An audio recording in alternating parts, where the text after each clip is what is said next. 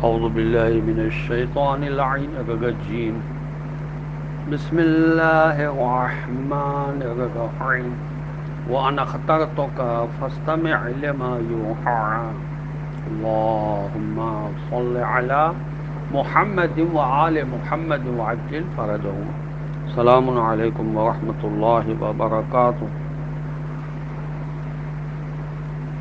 اللہ کا شکر ہے کہ میں نے سورہ طٰہٰ جو قرآن مجید کا 20 نمبر کا سورہ ہے اس کی آیت نمبر 13 کی تلاوت کا شرف حاصل کیا۔ اس کا ترجمہ یہ ہے، اور میں نے آپ کو منتخب کر لیا ہے، لہذا جو وحی کی جا رہی ہے اسے سنیں۔ حضرت موسیٰ علیہ السلام کو نبوت و رسالت کے لیے اللہ نے چن لیا۔ الہی مناسب اللہ تعالیٰ کی طرف سے اندھی بانٹ نہیں ہوتی، بلکہ اہلیت و قابلیت کی بنیاد پر ملتی ہے۔ فاستمع لما یوحیٰ، اس سے پہلے کے کلمات تمہیدی تھے۔ اس جملے کے بعد وحی کے ذریعے حضرت موسیٰ علیہ السلام کے کندھوں پر بار رسالت رکھا جا رہا ہے۔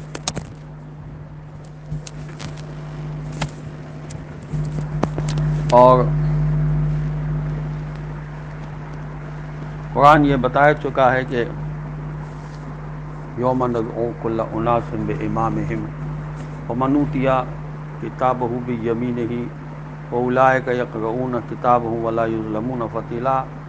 اس دن کا بھی خیال کرو کہ جس دن ہم ہر دور کے لوگوں کو ان کے امام کے ساتھ بلائیں گے، تو جسے بھی اس کا نام اعمال اس کے سیدھے ہاتھ میں دیا گیا تو یہ لوگ خوش خوش اپنے کارناموں کی کتاب کو پڑھیں گے اور ان پر ذرہ بھر بھی زیادتی نہ ہوگی۔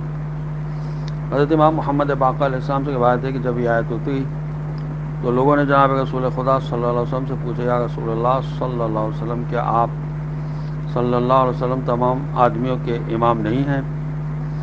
جناب رسول خدا صلی اللہ علیہ وسلم نے فرمایا، میں تمام آدمیوں کی طرف خدا کا رسول ہوں، لیکن عنقریب میرے بعد خدا کی طرف سے میرے اہل بیت علیہ الصلوۃ والسلام میں سے تمام انسانوں کے لیے امام مقرر کیے جائیں گے، جو لوگوں پر اپنا حق ثابت کر دیں گے مگر اس کے باوجود جھٹلائے جائیں گے۔ کفر اور گمراہی کے امام مراد سلاطین جو ظالم حکام ان پر اور ان کی پیروی کرنے والوں پر ظلم توڑیں گے۔ بس جو شخص ان حقیقی سچے اماموں سے دوستی رکھے گا اور ان کی پیروی کرے گا اور ان کی تصدیق کرے گا، بس وہ شخص مجھ سے اور میرے ساتھ ساتھ ہوگا اور ان قریب مجھ سے آن ملے گا۔ اور یہ بھی غور سے سن لو کہ جو شخص بھی ان برحق اور سچے اماموں پر ظلم کرے گا یا ان کی بات نہیں مانے گا تو اس کا ٹھکانہ جہنم ہوگا۔ اب ایک موضوع یہ ہے کہ اسلام میں نہ نقصان پہنچانا جائز ہے اور نہ نقصان اٹھانا، لا ضرر ولا ضرار، نہ کسی کو نقصان پہنچایا جائے اور نہ کسی سے نقصان اٹھایا جائے۔ نہ تو کسی کو نقصان پہنچایا جائے اور نہ کسی سے نقصان اٹھایا جائے۔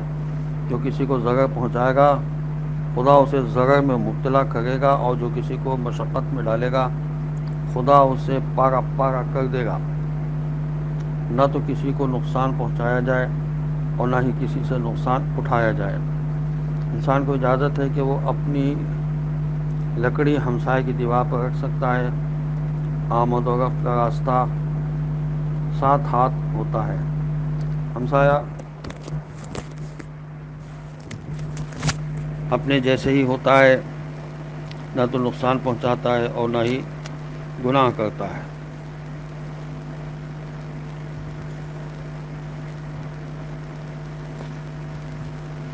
اسلام میں نہ تو نقصان پہنچانا جائز ہے اور نہ نقصان اٹھانا۔ اسلام مسلمان کی بھلائی میں اضافہ کرتا ہے، برائی میں اضافہ نہیں کرتا۔ ایک اور روایت کے مطابق حضرت صلی اللہ علیہ وسلم نے سمرہ سے فرمایا، اس درخت کو اس انصاری کے لیے رہنے دو اور اس کے بدلے فلاں فلاں مقام پر تمہارے لیے کھجور کا پھلدار درخت ہے۔ اس نے انکار کر دیا۔ پھر آپ علیہ صلی اللہ علیہ وسلم نے فرمایا، اچھا وہ درخت میں اچھا 2 درخت ہیں. اس نے کہا میں نہیں چاہتا. پھر آپ صلی اللہ علیہ وسلم نے 3 4 یہاں تک کہ 10 درختوں کی پیشکش فرمائی. اس نے اسے بھی انکار کیا. آپ صلی اللہ علیہ وسلم نے فرمایا فلاں فلاں جگہوں پر 10 درخت تمہارے لیے ہیں، وہ پھر بھی نہ مانا.